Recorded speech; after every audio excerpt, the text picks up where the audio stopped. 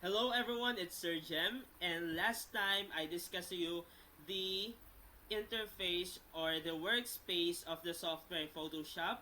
I already discussed also the um, the the parts of the interface and how to open a file, how to create a document, and how to save a document.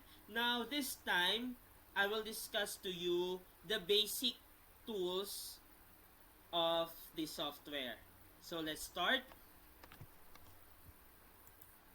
So, this is our, last time ito yung inopen natin. This is the activity 1PSD. Now, first, ang i-introduce ko sa inyo is itong move tool. So, let's try to open a document. So, this is um, moves. Ito yung ginagawa niya. Moves a selection or a layer. So, ito yung purpose ng move tool. And the shortcut key for the move tool is V. Now, let's try to open a document or an image. So, like for example, this one, open. Or, ito, i-open natin. And dito natin siya i-open sa activity 1. So, just click enter. And using this tool, this is the move tool. So, ma-move natin yung image or object natin. So, ang purpose nito, ma-move natin para ma-arrange natin yung object natin. Like itong image na to. Ito yung object natin. I-move natin, i-rearrange natin. So, magagamit natin siya if you want to have, you want to create a collage of the different images para ma-organize siya. Or sa graphic design, like if you want to arrange the text, the shapes, as well as other elements like images. So, this is the move tool. So, last time, na-introduce ko sa inyo yung layers. So, we have here, since naglagay tayo ng other image, automatically, nag-create siya ng another layer. Now, mag-open pa tayo ng ibang image, like for example, this one. I-click natin and then i-drag natin para dito siya ma-open. Enter. Now, as you can see, dito sa layer na to, ito yung topmost layer. So, natatakpan niya yung ikalawang layer, which is ito. So, to select the layer, dito sa move tool, we have option of auto-select. Meaning, pag hindi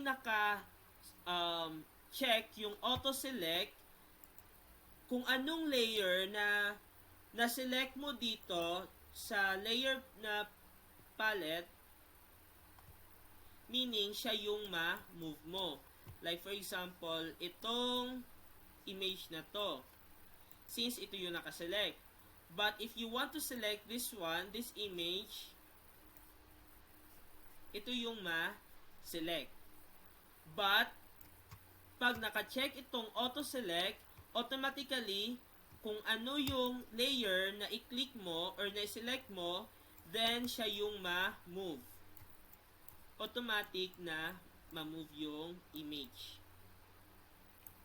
So, that is a selection tool. And also, we have here, layer. You can choose layer or group.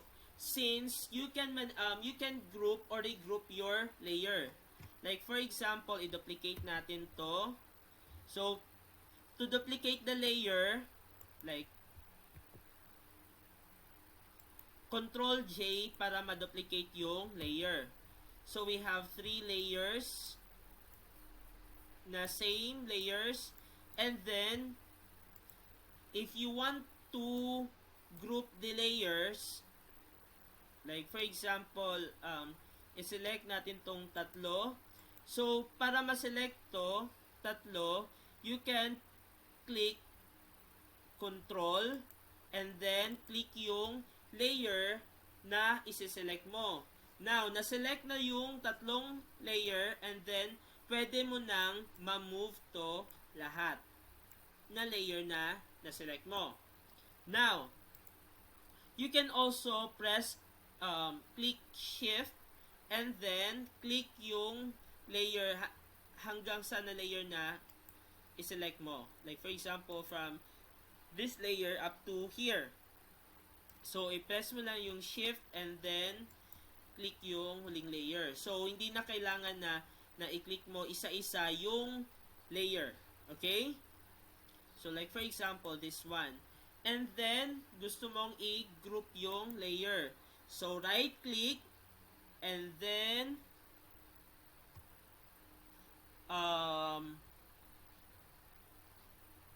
group. Saan ba yung group? Ito. Group 1 or so this photo is Josh. So Josh group. So si Josh yung model. So i-group natin. Okay. So dito pag auto select, it's pag group yung nakaselect, then automatically maselect niya yung group. But if you want to select layer and then maskin na naka-group siya, then yung layer yung maseselect niya. So that's it. So this one, pag naka-check to, pwede mong automatically ma-change mo yung size niya or ma-transform mo yung image. Later, mas ma-explore natin kung paano ma-transform yung image. So, dito muna tayo sa selection tool. Now, next is move tool rather. Now, next is yung zoom tool. Ito. So, this is used to zoom in yung image. So, ito yung naka-default sa option niya, which is zoom in. Now, pag i-zoom out mo, i-click mo lang tong ito, which is na meron siyang symbol ng minus. Or, balik tayo dito. Now, to zoom in, yung shortcut key niya is Z. So, we have magnifies or reduce the view of the image. Like, zoom in natin, and then, para ma-zoom out, na hindi na natin kailangan i-click dito yung nasa option, you just click out para ma-zoom out. Then, i-click right-click, left-click, i-click, then zoom in. Pag i-out mo, so makikita mo na na-change yung symbol ng icon niya or magnifying glass na icon niya into minus, then zoom out siya. Pag plus yung symbol, then zoom in. Click out, naging minus siya, then click na zoom out yung image. Now, pag na-zoom in siya, and then if you want to move the image or the document, then you can use this tool, which is the hand tool. So, using this hand tool, pwede mong ma-move to para if you want to see the specific areas of the image, yun yung gagamitin, itong hand tool. Now, the shortcut key for the hand tool, for example, ito, you can use the space bar para automatic na ma-move. And then Z, zoom out. Then space bar para ma-move. If you want to zoom in the eyes, then zoom in. Click mo lang yung mouse para ma-zoom in. And then move. Shortcut key ng move is space bar. Click mo yung space bar and then zoom out. So, yan yung mga basic tool.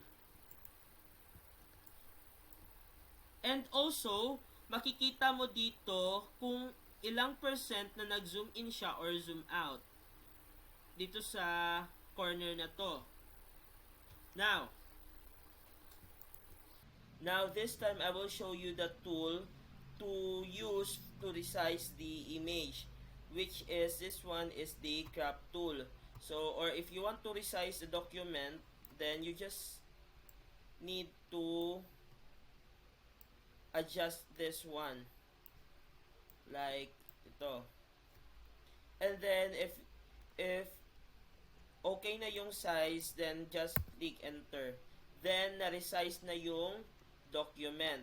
So I already discussed to you the basic tool of the Photoshop, which is the move tool, the zoom tool, and the hand tool. For the next video, I will introduce to you different way to select part of your image, which is the selection tools. And see you for the next video.